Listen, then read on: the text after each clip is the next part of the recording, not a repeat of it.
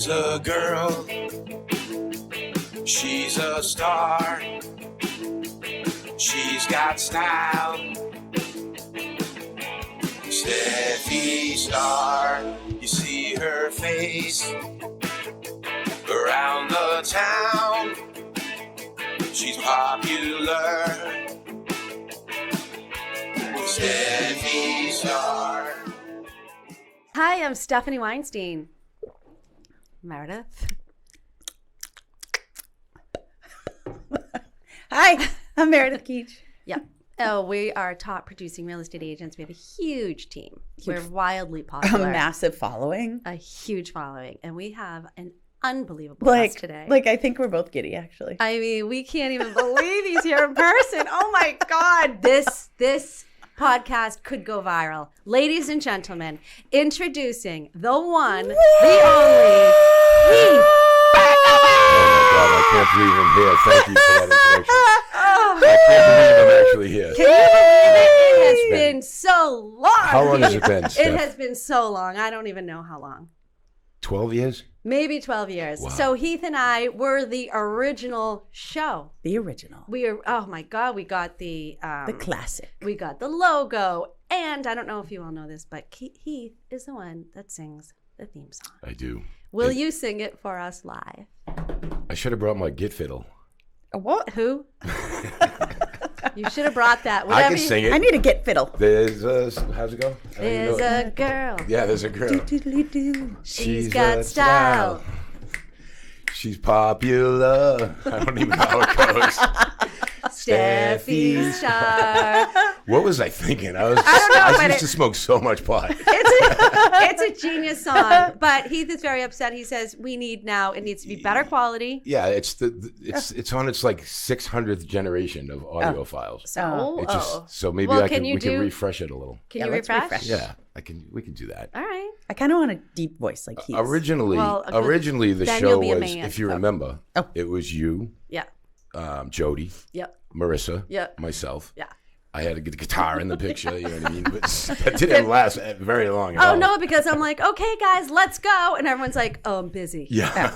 I'm like, what? This is my dream. I said, you are dream shatterers. I'm like, I worked really hard on this. I wanted to be a star. So then I had to do Eastern Cable gigs, which was fine. I was up in a bucket, up in trees. I was interviewing people. I saw you at food festival type thing. We always did the food show. Yeah. And then luckily, Meredith stepped up to the plate because nobody else would. And it has been magical ever since. There you go. Well, you guys are a good team anyway. Yeah. Outside of this. Right. So it makes sense. Now, Heath, you also had your own radio station. Way before its time. Yeah. That's been my whole life. I've done everything way before its time. Can we back up for a second? You're because so cool. All I know about you is that Stephanie thinks you're incredible. She does? Amazing. Actually, I should use amazing because that's my word. And that's number one. So if she thinks you're amazing, I think you're amazing. Okay. I know you did the song. I did the song. I know you're funny. Well, based on what? And you play pickleball. What Stephanie says. I play That's pickleball. it. I don't know anything about you. I don't know where you're from. I don't know why you sang the song. I don't know why you have such a deep voice, a radio show, any of it. So she knows. That's too much. And to anyone who's listening, I have to eat some jelly beans today. So just so you know. Why? Because I'm feeling the need. You're eating jelly beans and Heath is drinking Mountain Dew. Yeah. I am. This is my thing. This is not a healthy cast today. No. We are not healthy. So let's start from the beginning. Well, where were you born? I was born in what town was I born in? Brookline, but I grew up in Easton. Oh, okay. I grew up in Easton. I went to all. He went to OA. Oh, yeah. He's an OA When did you boy. graduate? I didn't graduate. Oh, He's one I of was those. class of '87. But He was naughty. you were actually year before my brother. Yes, I I'm a lot older than you. moved to West Bridgewater in the 10th grade. Oh. So, as I've gotten older, I've reconnected with a lot of people from Easton, and I kind of consider Easton my hometown. Yeah. Because it's just a better town than Were you a West Zuff? Bridgewater. What? Were you a Zuff? No, I was not a Zuff. What's a Zuff? A Zuff is a burnout. Oh. I was like in between. No, I played sports in high school. Oh. I was on the football team. You I was are on the very tennis team. athletic, Heath. I am. Heath is livid. I wish I was more athletic. but I think I've tried to make up for it in my old Did you hear age. we're taking lessons so we can play pickleball? Oh, Yeah, we're going to talk about that because I'm not happy about it, actually. PO'd. Why? Because we were supposed to sign up with him. Well, we will. I'm a certified professional, the highest level. He said we we're will. never going to get that training for where we signed up. We just are going for an orientation for 4 We're going lessons. for an orientation for 4 lessons. So you can learn the rules in the store. every Tuesday so then we between can come 8 play. and 8:45. I mean, I could have done that. For but 4 weeks. Whatever. Oh. 4 weeks. I saw that program Every Tuesday morning. at the Union Villa. yeah. What's wrong with? Oh wait, do we have to buy paddles? Oh, no, I'll find out. Oh. Yeah, you need paddles. What are you going to hit with your hand? Well, Do they I have was paddles? part of the building of those pickleball courts. Okay. So I feel an obligation to go play there for a bit. Okay. we're just 4 lessons. And then we'll come play with And you. then we'll have private lessons with you. Private lessons? Well, how many can So, you teach at once? I am Up going to to be, Oh. I need to be pickleball tournament ready by August.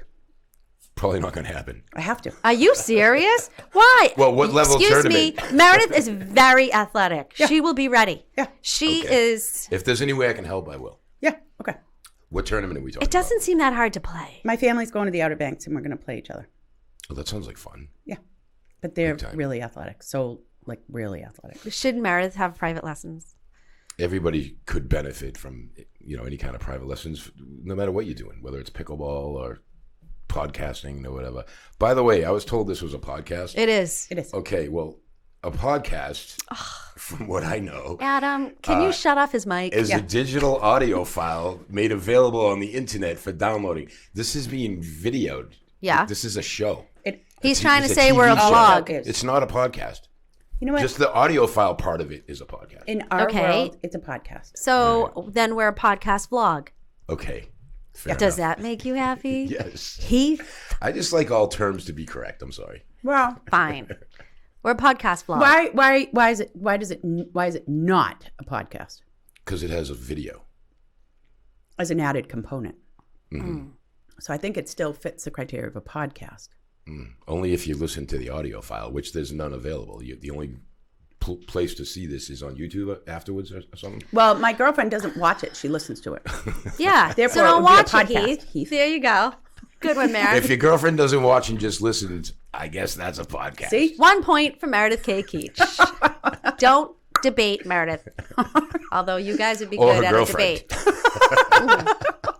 Because her girlfriend doesn't watch it, she just listens. Okay, Right. so Man, it's hot in here. This is like a porn set. All right. Not that I've ever been on a porn set, but if I was, I mean, it's kind of small, but there's blue lights, and I feel like Our director, Adam, corny. likes it like this. we could take our clothes off, but I don't think anyone watching would enjoy. probably not. Heath, take off your sweatshirt. Go ahead. We'll wait for you while No, you that's all take right. off I'm your good. headphones. I'm good. If I get too hot, I'll take off my sweatshirt. Okay, Yeah. so you went to OA, but you didn't finish at OA because you went to West Bridgewater. And then Right. what happened?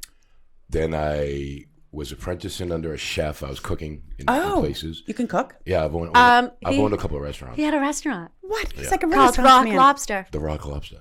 What? in Brant Rock. Marshfield. You could go in my fridge and be like, "Oh, I'm going to make you something Heath, delicious can out you of this stuff." Heath, can you reopen that? That's dreamy. No. Why? I'm all restauranted out. Oh, you are? Yeah. Oh. Yeah, I'm good with that. Heath, That's a tough lifestyle. It is. And when you open in a restaurant, everybody that either knows or doesn't know will say that's the hardest business there is. Everybody says that. That's the thing they say.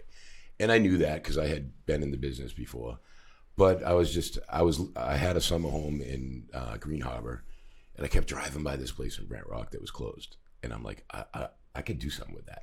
And it started out with, I'm just going to open a little hot dog stand. Yeah. It wasn't a big deal, but it turned into a big deal, and it was great for a few years. But it was very seasonal there. Yeah. So it really didn't work out the way I thought it would. But the place was amazing. The food was really good. Made a few good friends. In 3 years, I probably had 120 people work there. Wow. I think there was 4 good ones, maybe. restaurant. Good help's hard to find. And I'm still friends with them. I think some of them might have passed away from heroin. A lot of drug problems in Marshfield. Yeah. Big Well, time. just even in restaurant. Yeah. I waited tables for 10 years. That restaurant's still It's a vacant. tough lifestyle. I know. No, it isn't now. It's, Oh, it isn't? It just got, Oh. last year, it opened. It's like a snow cone place. Oh, really? Yeah, brilliant. Oh. Because I mean, in July, it would be good. Yeah. Oh. It'd be good for like a week. Yeah. Oh. But I don't know. I guess people like snow cones. What do I know? I don't know shit about snow cones. I don't. So you served Oh, what? so cool. Like steamers and lobster? The Rock Lobster was, Lobster rolls. it was like Fried fish. It was kind of a combination. My idea was a combination of every place that I liked. So normally I'll travel around, not far, but surrounding towns to get food that I like for lunch or whatever. And my idea was to bring all that into one place, so people didn't have to go to different places. So it was like thin style pizza. It was North Shore roast beef, which was amazing and better than anything on the North Shore, I have to say. It was deli sandwiches. It was like all boys' head and that crap. Fried fish, lobster rolls, that kind of thing, and it was a lot of fun, actually. Steamers? No. On occasion. We had outdoor pots and stuff, and we would do that. We did lobsters once in a while. I'm hungry. But that stuff's kind of hard to do, Yeah. to cook it Yeah.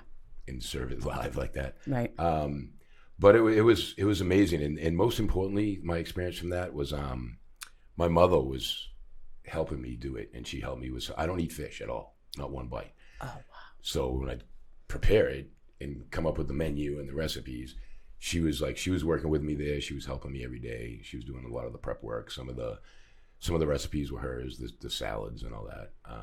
But she would taste all the fish, you know what I mean? Because I couldn't. Oh, that's awesome. And but she passed away, and I realized quickly she got sick about 6 months after I closed the restaurant. And when I closed it, we needed a break from each other. We had 3 years of running a restaurant together, and a restaurant's so much drama, you know what I mean? It's more than any other business, it's a family. Yeah. And there was definitely a lot of drama. There was a lot of young girls working there, and every day they're just blowing up my phone. My boyfriend wants me to go to the movies. I'm like, you have to fucking work, lady. Like, what are you doing? So, my mother had her own feelings about some of the people that worked there. But when we got to the end of it, we both needed a break from each other. We were both burnt on it. And then she got sick, and quickly I realized what the restaurant meant to me, and it wasn't about anything but the time I spent with her. So nice. I have so special. Great memories of that place because of her, I didn't even realize that she was working with you. Yeah, I mean, she really did the whole thing with me, and I'll never forget. My mother was like the nicest person and so supportive of me always, even when I was a freaking idiot.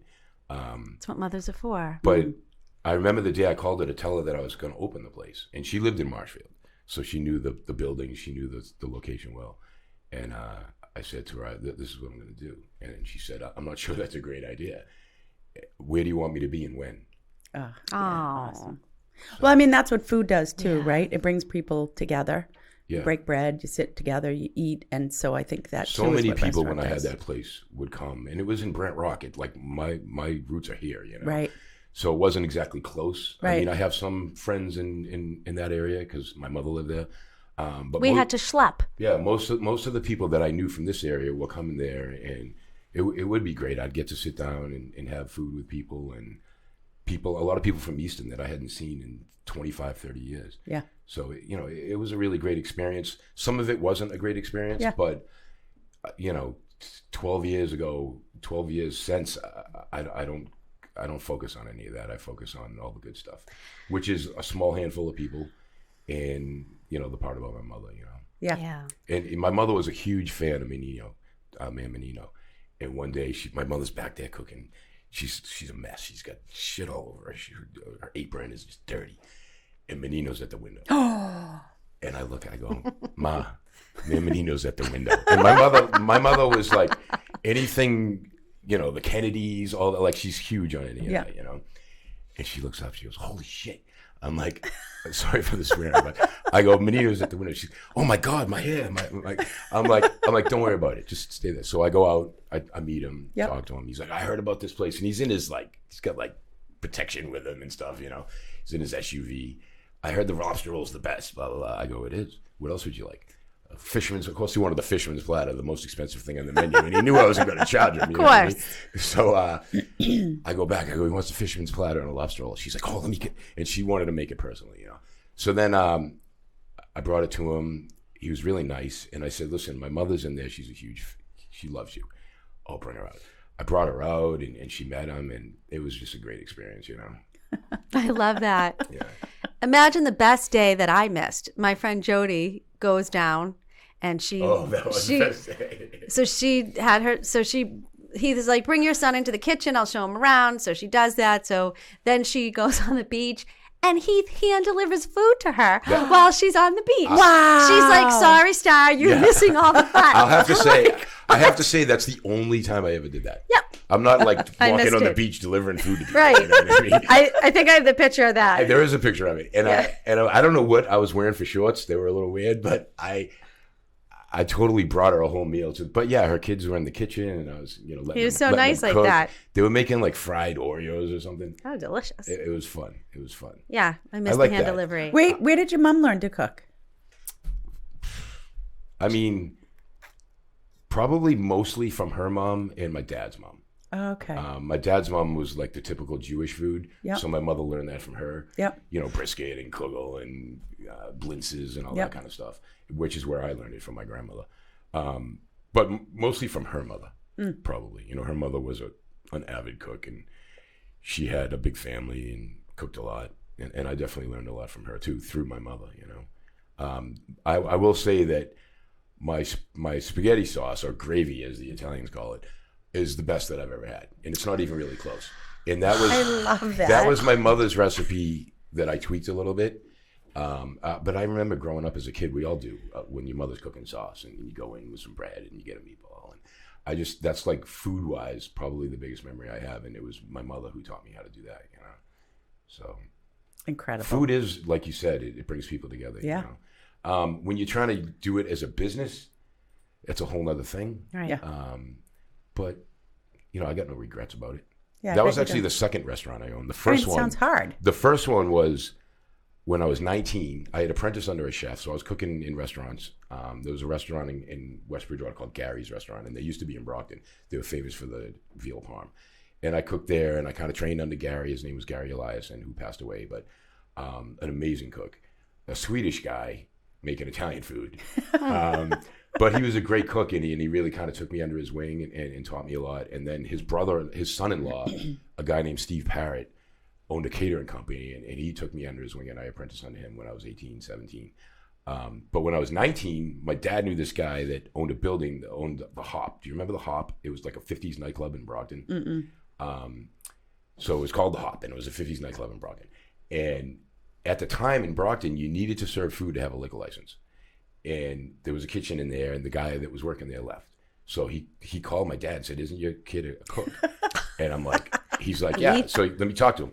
"Hey, do you want to open a restaurant in this place?" So I go down and look. I'm like, "Fine, I'll do it." So I opened this restaurant called, I was 19, Fabian's. Like, I'm going with the 50s. Where'd you come theme, up with the right? name? Oh, It's 50s theme. Yeah, he's a 50s music guy.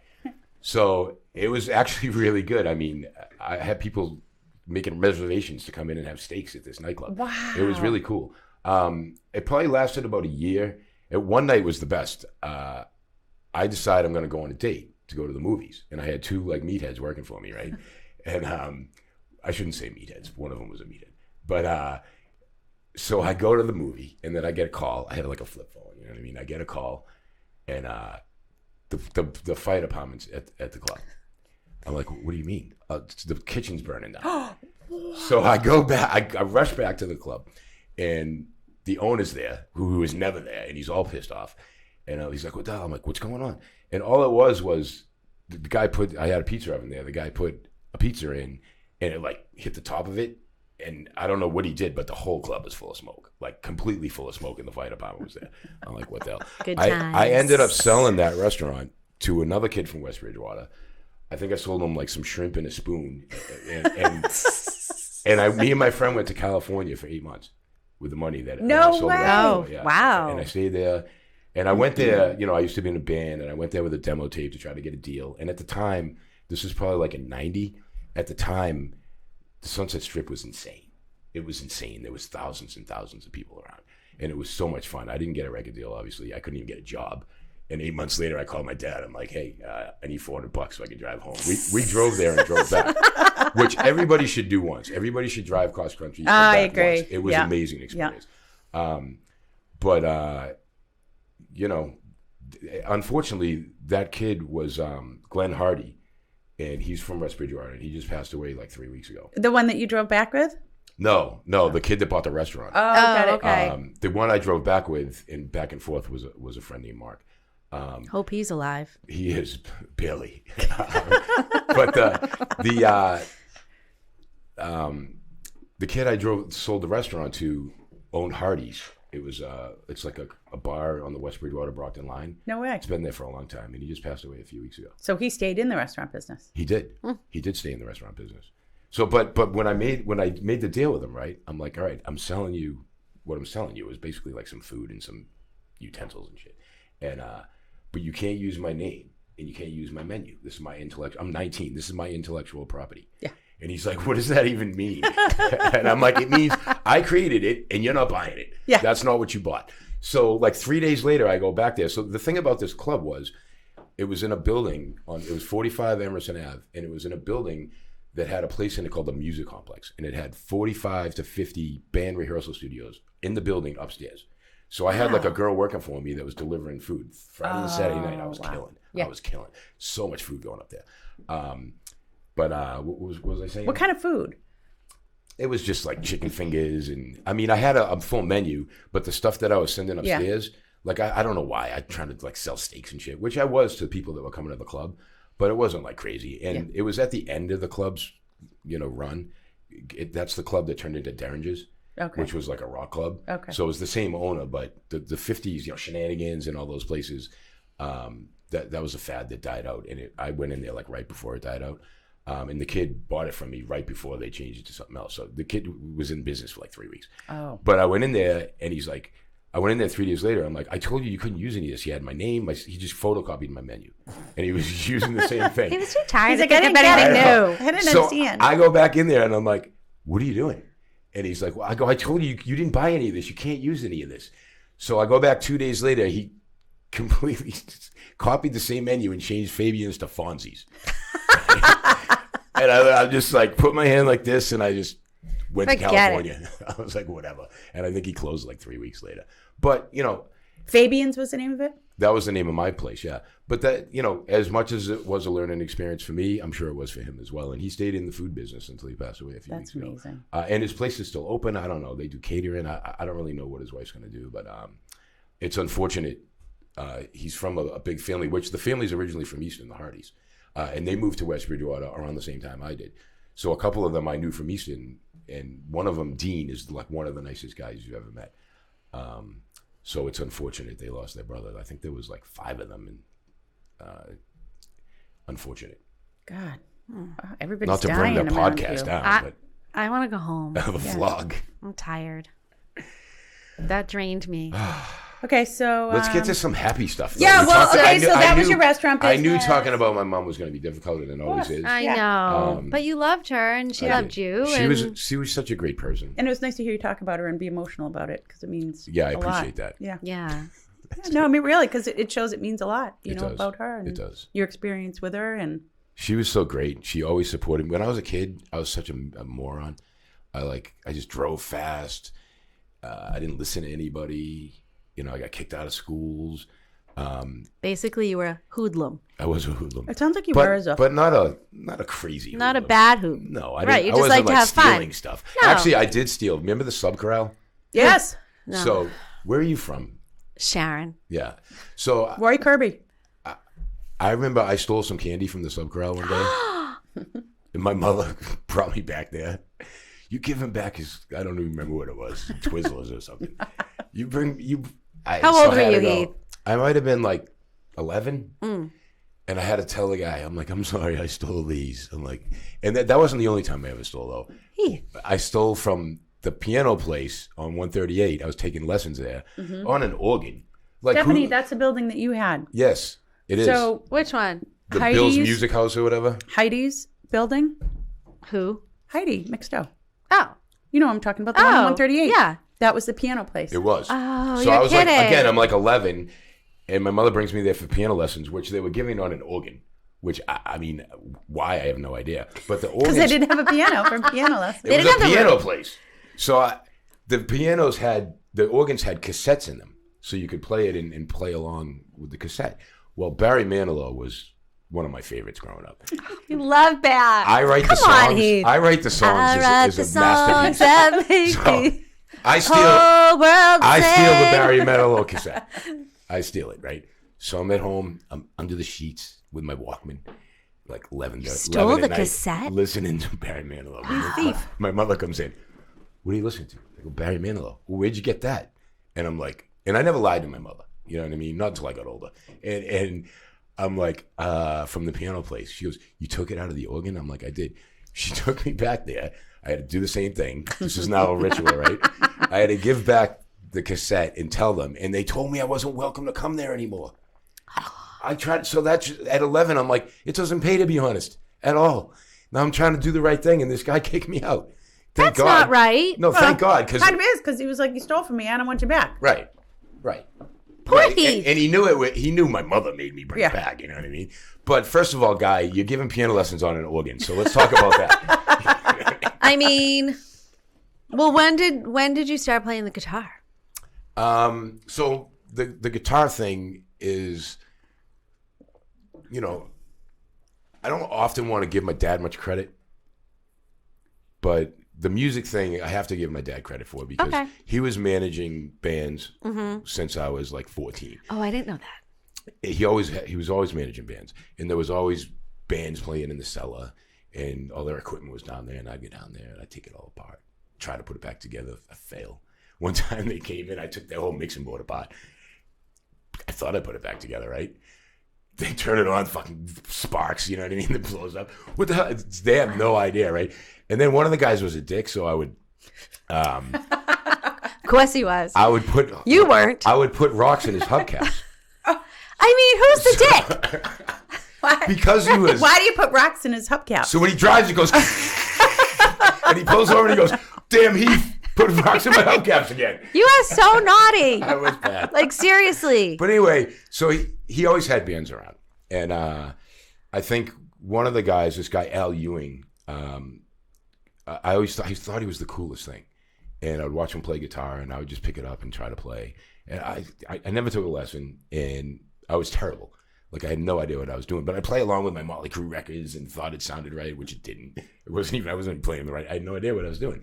But then one of the guys that was the keyboard player in one of my dad's bands, he used to live like right across the street from here.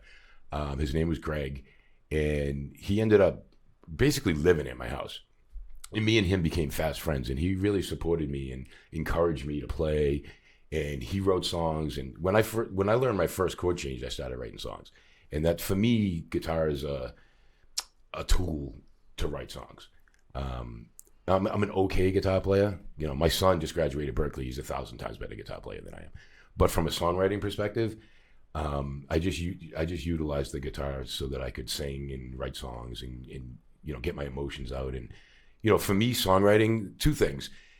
When I was a kid, I had mad anxiety, and I couldn't even sit in school and write. I'd start like shaking, you know what I mean? But when, you know, I'm 53 years old. When you were 12 or 13, ADHD wasn't even a thing, or medication or any of that, you know. And actually, I'm glad it wasn't, because I'd still be on it, you know what I mean?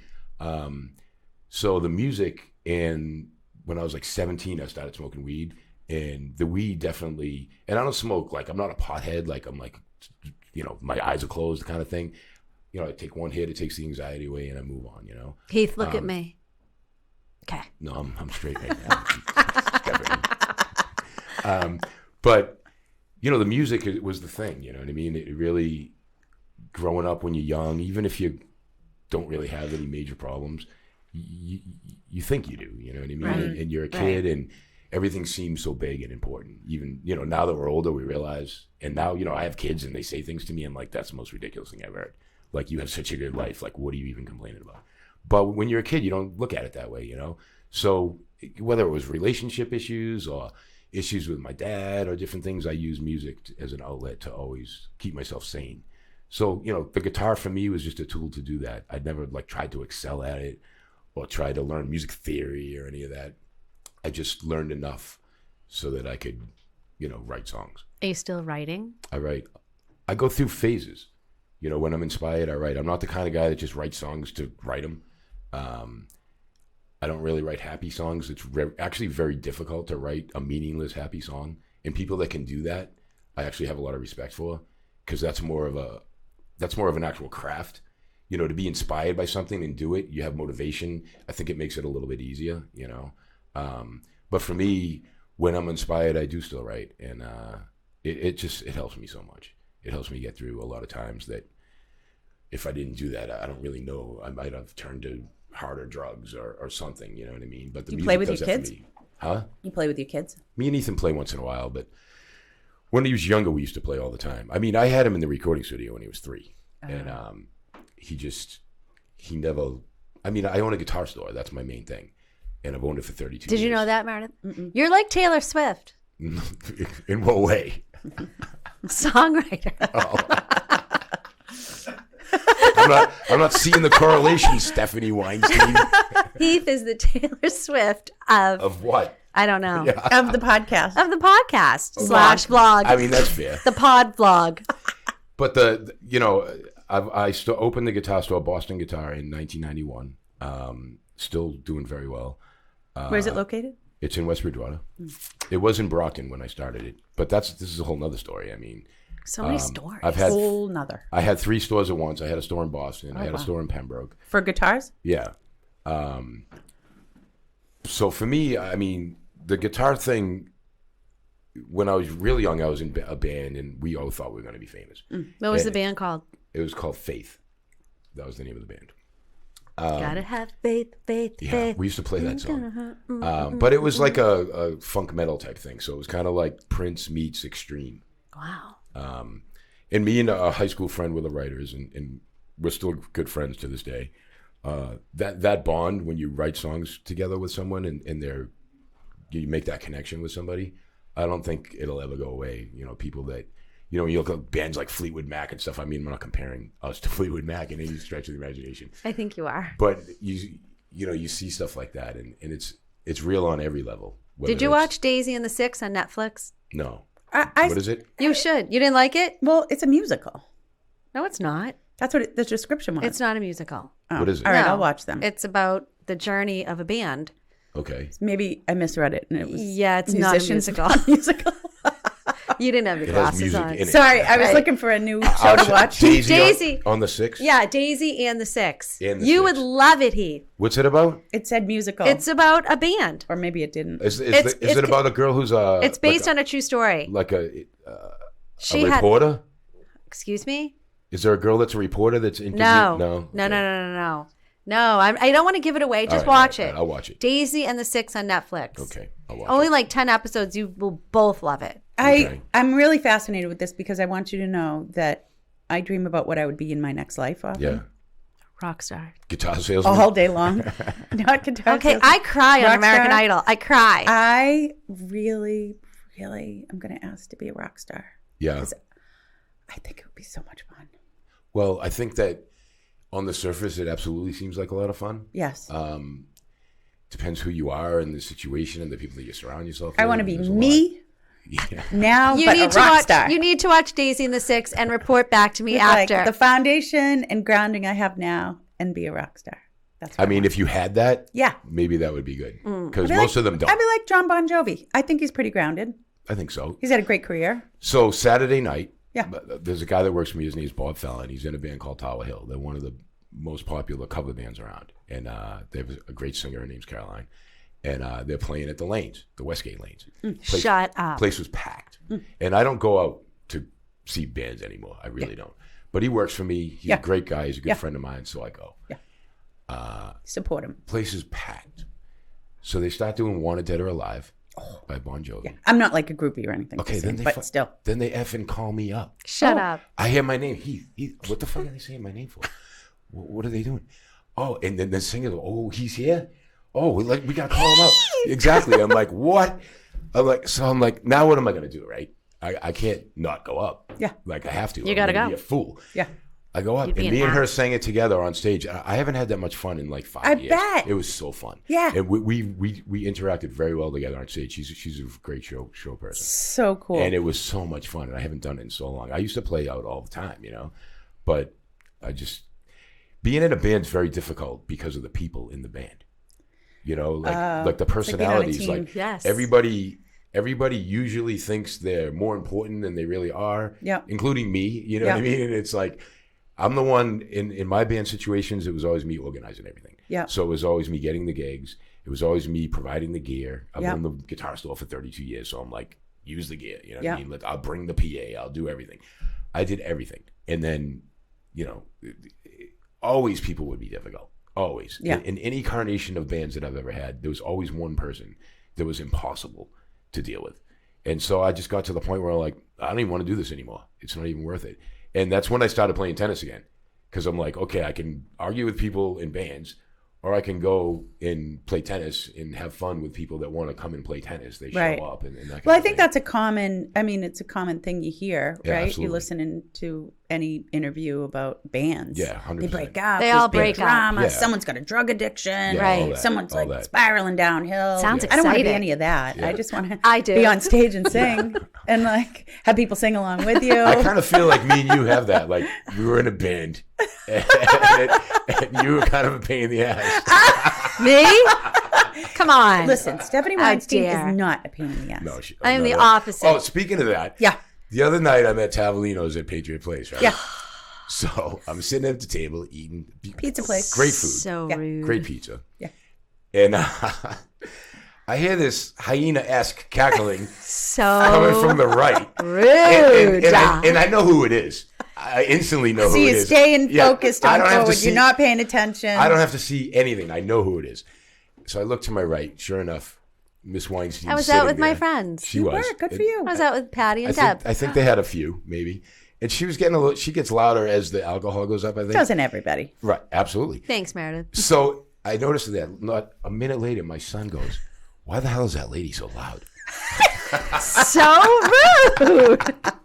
I'm like, "It's a long story. Don't worry about it." I legit try to talk softly, but I can't. You know what? I grew up in a family that was widely known as the loud family. Really? So maybe that's why I gravitate towards you, because it's comfortable for me. It is so uncomfortable. I gravitate towards you for the probably opposite reason, for the same reason that people gravitate away from you, which is your personality. Yeah, same. Same. Like your personality is so refreshing and fun. Yes. And Thank you. some people just don't get that. You're a little Yes. much for some people. Some people don't get me. For me, you're the perfect amount. Oh, Like, it's so much fun. so and sweet. Anybody that says to me, blah, blah, blah, I'm like, well, you don't know her.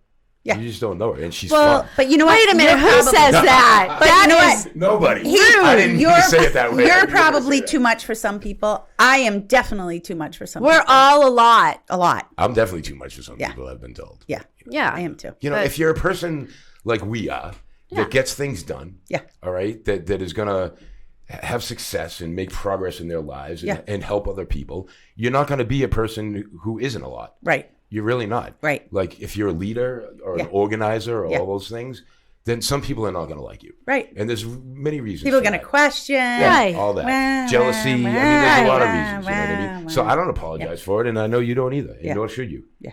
I don't. You Right. shouldn't. Exactly. I've always thought your person. I have always gravitated towards your personality because I think you're really funny. Thanks, Heath. I do. I do. I wouldn't be here right now if I Thanks, didn't Heath. think you weren't funny Okay, so you owned restaurants early on. early on. What was it called? The Rock Lobster. Fabian's, Rock Fabian's, Lobster, yeah. Fabian's. No, the Rock Lobster was in. That was 09. that was way after. 09. Rock Lobster. What'd you do in between the restaurants? You went to California. I opened a guitar store. So basically. Oh, he had 3 of them. So basically, I went to California and I came back. I had no idea what I wanted to do with my life. Yep. I didn't think I wanted to be a cook for the rest of my life or a Yep. chef or whatever. Yep. My dad was in the car business. Yep. So he sold cars, he fixed cars, blah, blah, blah. And I probably hate that business more than the restaurant business. You could be, if you're selling used cars and doing like mechanical work, you could be the best guy in the world. And I feel like my dad always tried to treat people right. You know, at the bottom of his whole thing, and he is a whole thing, he's got a good heart. Yeah. And I feel like he always treated people right. Yeah. But it didn't matter. Yeah. Because you buy a car at an auction, you go through it, you think it's okay, you sell it to a guy. 2 weeks later, he comes back and he did something to it, and it's Yeah. your fault. And Yeah. just Yeah, a it nightmare. sucks. Yeah. I had one guy who was, I don't remember his name, but he was the nicest guy, but he weighed about 450. Yeah. Big guy. and he bought a car from me, and he was the nicest guy. And maybe like a month into it, the car was leaning like to the left. He broke all the suspension, right? And Pump up the tires. he broke the seat, the power seat, like he crushed it. Wow. So he come in, all this stuff's wrong. So like now I get the amazing job of explaining to this guy why all this stuff is wrong, right? This is only half of it. So I'm like, well, let's call him Ron. All right. He was black, probably not a Ron, but who knows? Hi, Ron. But I don't remember his name. And he's the nicest guy. I love this guy. So I had to take him in the office. I'm like, listen, man, this is not under warranty. None of this stuff's under the warranty. You know, you crushed the car. And, too many Twinkies. Yeah, you know what I mean? And he was really nice about it, right? So the mechanic trying to fix the seat come in the office. He's like, I can't do this. I go, what? You don't know how to fix the seat? He goes, I can't do it. It smells like shit. Oh. Like it smelled so bad. So I'm like, okay. So now the like guy. Meredith's microphone. So now Ron is in the office. Blur the microphone. Ron is in the office and he smells the whole office up. Oh. Like really bad. I mean, Heath, this is a terrible story. I'm just telling you why I don't like the car business. Well, maybe he couldn't wash. There was a lot of rolls. So I have to take Ron. My father goes, you got to get rid of this guy. He's smelling up the whole office. Oh, gross. So I take him outside. I'm like, Ron, I take a chair. He needs a shower. I take a chair outside. I'm like, Ron, do me a favor. Sit in this chair. He's like, what do you mean? I'm like, listen, I don't know how to say this. But luckily I was young, but I don't know how to say this, but you smelling the whole office up, and we got other customers in there. People are like gagging, you know what I mean? He's like, I get it. And, you know, he put his head down. He was like sad. Oh, my God. He's like, oh, I'm sorry. And he knew, you know what I mean? And I'm like, and I kind of get the feeling like he couldn't really shower properly. And it was sad. So 19, you got Fabians. You go to California. Are we going away from this? Cars. Yeah, Meredith's moving right away from this. I'm trying to find out where all right, the so car I realize business I don't want to be in the car progression. business. Wait, the car business came in after California. That's what I'm trying to figure out. I kind of was in the car business on and off my whole life. Okay. Because my dad always owned body shops and stuff. So He dabbled. I was always in and out Got of it. them. Okay. I used to go in and take the drill and drill the body men in the back. Okay. They like Causing that. trouble. And they would Always causing I got trouble. thrown in a dumpster probably 100 times in my life. Can you imagine Because being that was Heath? your dad's business. It was so my that dad's was where business. you'd Yeah, go that's work. why. Okay, That's and why I that's got what I'm trying to involved in figure out in the And progression. he wanted me to be in the car business. Yeah. And I think he was pretty, I'm not going to say devastated, but he was pretty let down that I wasn't going to be in the car business. You just didn't like it. I didn't want to be in it. I Wasn't really your gig. didn't want to. I mean, I like a car as much as the next guy, but you know, dealing with people about them tends to be difficult. And you know, used car dealers have a bad rap. You know what I mean? Yeah. Because a lot of them deserve it, but Yeah. some of them don't. But they all have it. You know. So Real estate agents I are didn't the like the same. stigma. Yeah. You know. Yeah, people compare us, real estate agents, to. Yeah, I mean, These are- not as bad probably as car people, but I get what you're saying. You know what I mean? For sure. But anyway, so I didn't know what I wanted to do, and I was selling cars for my dad when I came back from California. But I was going. My mom lived in Marshfield, and I was going in this store in Pembroke called Hub Music, and I was going in there all the time, buying and selling gear because I was in a band. And I'm walking out one day, Faith. and the guy Tim, Faith?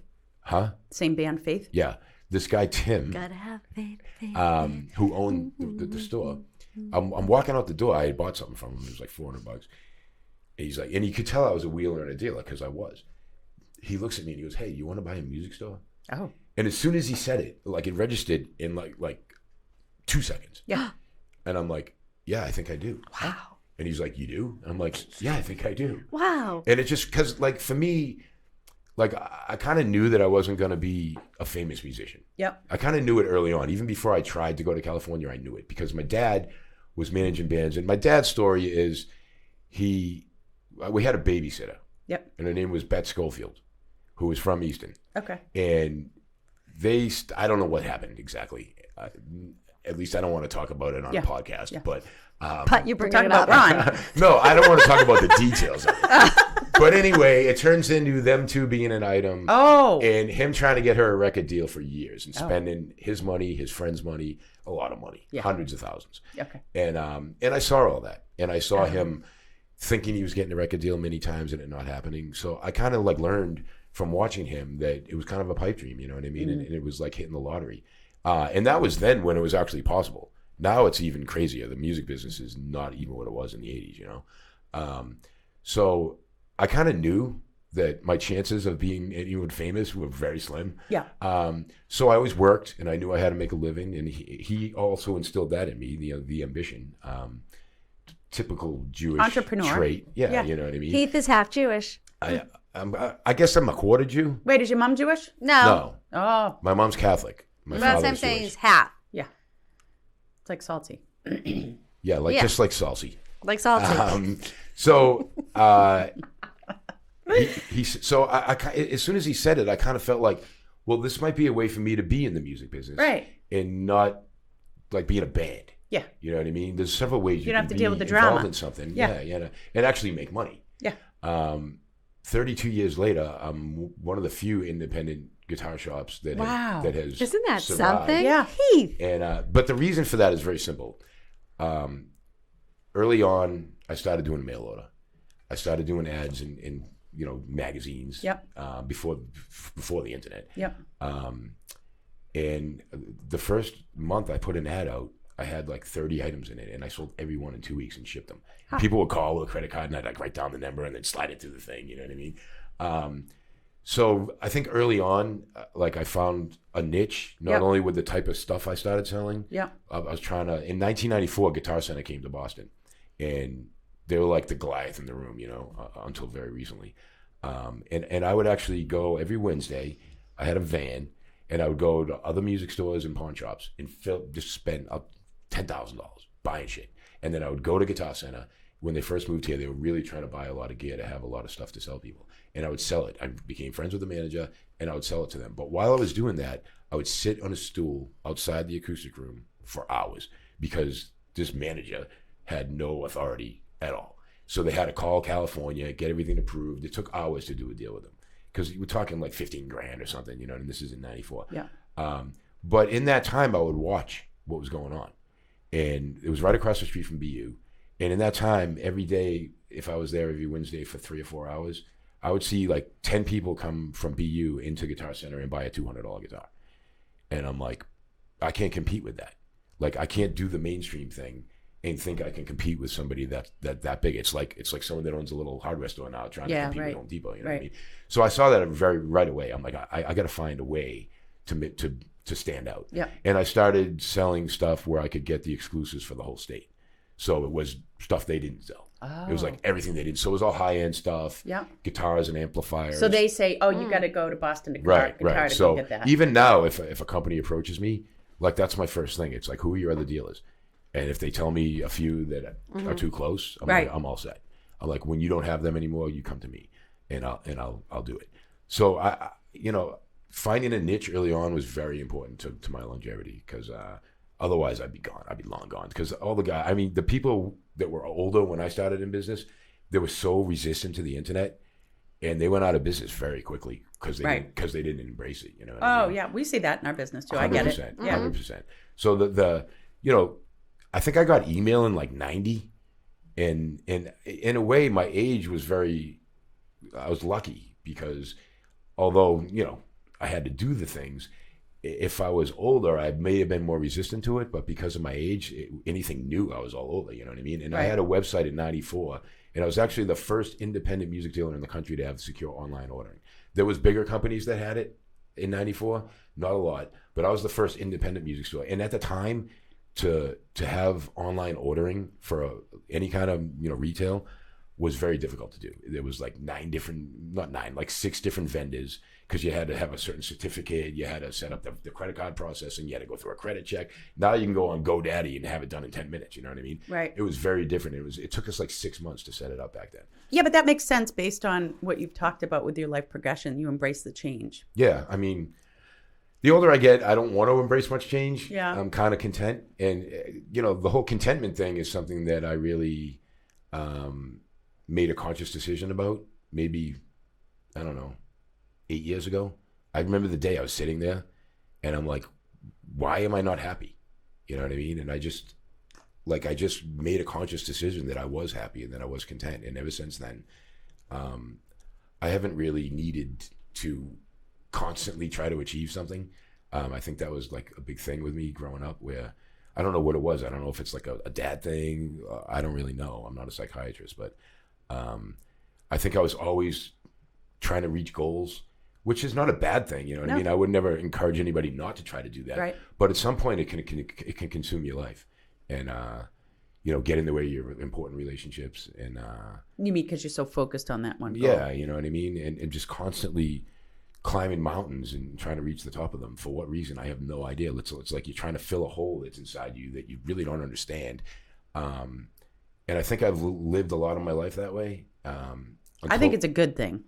Well, because we can be obsessed about bad things too. I mean, yeah, it's true. It could go either way, but I think in my case, I probably lost some time with my kids when they were younger that I'd like to get back. And I have a great relationship with my kids now. But having a restaurant when your kids are like 8, yeah, and 45 minutes away, yeah. I mean, it probably wasn't the best thing. I mean, I coached the sports and I tried to do all that stuff.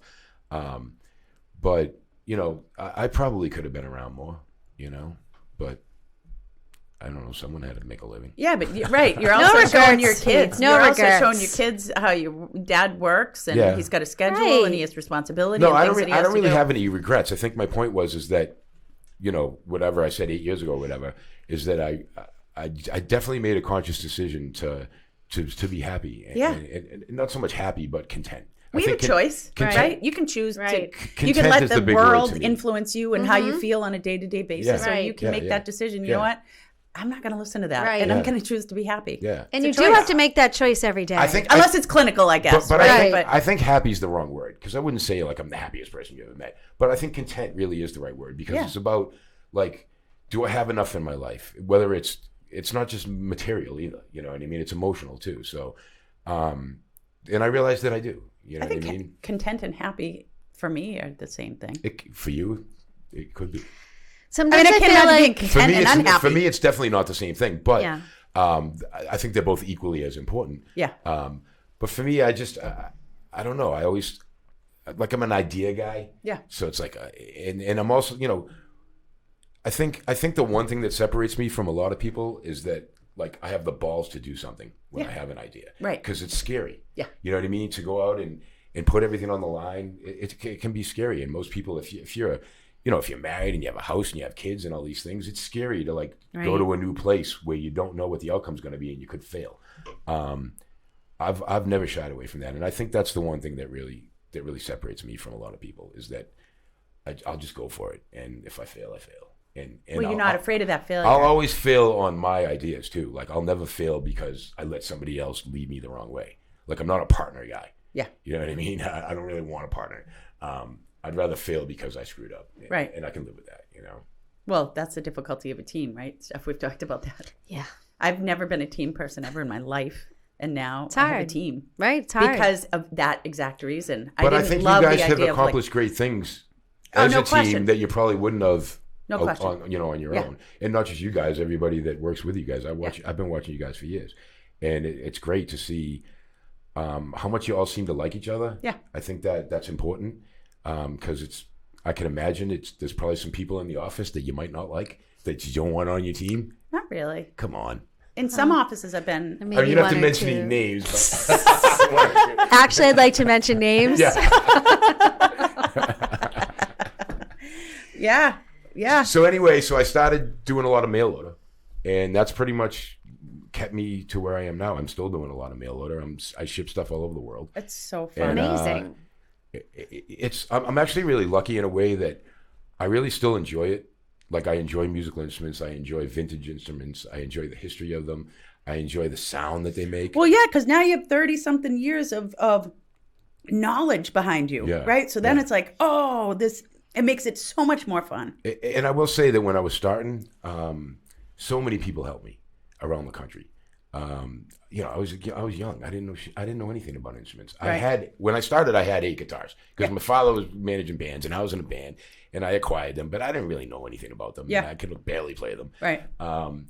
But when I started doing mail order and selling stuff around the country in these magazines, there was a magazine called Vintage Guitar Magazine. People would call me about the items that I had, and they would talk to me about them. So I'd meet people. So there's one guy for one brand was the expert, another guy for another brand. So I had like a list of the people I would call when I would get something, because back in the day, stuff would walk into my store every day, and I'd buy it for $20 worth like $2,000. every day that would happen. But I didn't know as much about them as I needed to know. So I would make friends like that, and all these other dealers around Because the like country someone was getting rid of an educated me. instrument, that's why? What? Because someone was getting rid of an instrument? Yeah. I mean, that happens to me still every day where people are selling me stuff. But now the information's out there. Like, people can look online and see what something's worth, kind of, you know. Do you know what a euphonium is? What? Do you know what a euphonium is? It's an instrument. Yeah, I just learned this. You can't trick him with instruments. I think did Gregory buy a ukulele from you? Yes, he did, actually. It was a great selling experience for me. It was? He was a great customer. Oh. He was so kind. He's so sweet, He is Gregory. a sweet guy, sweet kid. Oh. I have kids that play instruments. I don't look, have any. Here we go. Oh. My son's working at the guitar shop. Hi, son. Oh. What's up? There might be an issue. Nothing. I'll be there in a half hour. Half hour? Yeah. He sounds like a kid.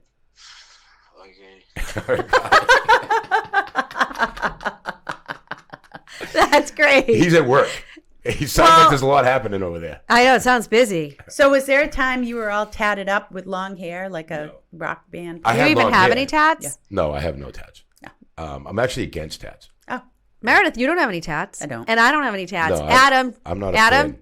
Two tats. Oh, Adam, you ruined our tat-free vlog. I used to have long hair when I was younger. Oh, you did? Well, who didn't? Right. But no, I kind of feel like tats cover the beauty that a person is. Oh, Heath, you're so deep. I am it's a deep. Renaissance, man. But now my daughter decides. She No. wants tats. My You daughter must- makes all these decisions She's and doesn't so run any of them beautiful. by me. She just No. rescued a dog. She lives in my house. I'm like, do you think you might want to ask me to rescue a dog at my house? No. No. No, I don't need to ask you anything. Well, there you go. So she showed up. She got a little tiny thing, oh no, it started a little teardrop on a finger. Oh, yeah. That's how it starts. Well, That's how Alexa it always has a heart. starts, right? Alexa has a heart on the Right. inside. I'm like, what the hell's on your finger? Oh, I meant to tell you. Ma said, don't tell you. I got a little tear on my finger. I'm like, are you sad? Like, what are we doing? Are you in a gang? Now she got like 6. Oh, I'm like, wow. what That's do you- how it goes. What is? You can't see any of them. You Yeah, know what I mean? right. But I'm like, why? Why Because do you it's have the those? age. She got the antlers. Get Antlers? the hell out of here. Oh, well. I don't. She's a beautiful girl. She doesn't need the tats. I don't know what, but I guess Well, I don't know. If you can't see them, then it's fine. But if Or you if you can't can see see them, them. what's the point? I don't know. I don't know. I don't know. We don't know because we don't have them. I have no control over my daughter. I mean, she She doesn't do anything wrong. How She's an old is angel. she? She's 21. All right. Well, She's a I'm not junior against at them. Stonehill. For me, there's Oh. never been anything that I could imagine I would want on my body. right. Yeah, what would that be? Permanent. Right. There's nothing. Like the real estate sign like on your shoulder, like There's nothing I would want. MLS You logo. You do a lot of things, Meredith. You have a lot of hobbies. Oh. We should leave. Heath, can you believe it's over? No. You have been talking for 1 hour straight. Kidding. We didn't No. even talk about pickleball. Well, Fascinating. you're going to have to come back. Do you want to come back? I'll come back. Can you come back on Wednesdays, or do we have to do like a special Monday for you? I can, if I know ahead of time, I can come back. I told you this has been scheduled. I'm like, I'll see you tomorrow. He goes, oh shit, really? Yeah, but you told me like 3 months ago or 2 months ago. Well, put it in your calendar. I don't have a calendar. Well, I don't we'll live just my remind life you. like that. Okay, so Fine. when we come back, Yeah. we will have started pickleball. You're right. Oh, then we can discuss. Right. Right, because you Well, have a you know, pro shop somewhere. I am a certified pickleball professional. Certified pickleball. The highest level. Who certifies you? Different The organizations. pickleball president. Hello. It's an organization called of the pickleball. Yeah. the Pickleball. What's it? PPR. Could Professional Pickleball Registry. we have to go. This sounds made up a little this bit. is so. It's not made up. I don't know. We're gonna At the Brown Balloon You know Club what? in Easton, We'll be you come and play researching. pickleball. We have tournaments that have 200 people in them. I It's can't insane. wait. Well, wait till you see Meredith We're gonna and I play. smoke you. We're joining a tournament. smoke me? So So you said, okay. that's right. We are gonna. You don't even know. We have a watch pro out. shop. We are too. gonna 10% practice. off paddles. Oh, for me. 10% We'll have off to paddles come. from Yeah. Heathy. Yeah. Okay. For we you have to guys, go buy maybe our- a little more than 10%, maybe Thanks, 11. Heath. You're so sweet. Well, that's the show. We have to sign Thanks off. for We're having getting me. in trouble. You will come back. We have so much more to talk Next time, about. don't let me talk so much. I mean, I was fascinated. I Actually, legit this is couldn't get a probably word our in. Best podcast I've never yet. seen you talk less in my life. I couldn't get a word in. Thanks, Heath. We'll see you next I'm time. Meredith Keach. Thank you. I'm Stephanie Weinstein. And this is I'm Heath Heath. Berkowitz. Heath. Ciao, ciao.